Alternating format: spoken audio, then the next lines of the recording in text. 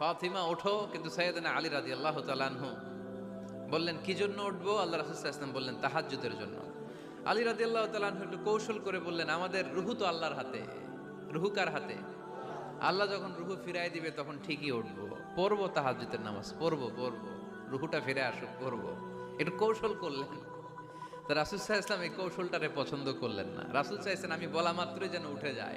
রাসূল সাল্লাল্লাহু আলাইহি ওয়াসাল্লাম তখনও রেগে গেলেন। বুখারীর বর্ণনা, তিনি ফিরে আসতেছিলেন আর রাগে নিজের রানের মধ্যে চাপড়াচ্ছিলেন এরকম, ওয়াকানাল ইনসানু আকসারা শাইইন জাদালা। আরে মানুষ কত ঝগড়া করতে জানে, আরে মানুষ কত তর্ক করতে জানে, মানুষ যে কত ঝগড়া করে, মানুষ যে কত তর্ক করে, নিজের উপর নিজে ঝাল মেটাচ্ছিলেন রানের মধ্যে চাপড়াতে চাপড়াতে। সুবহানাল্লাহ পড়েন।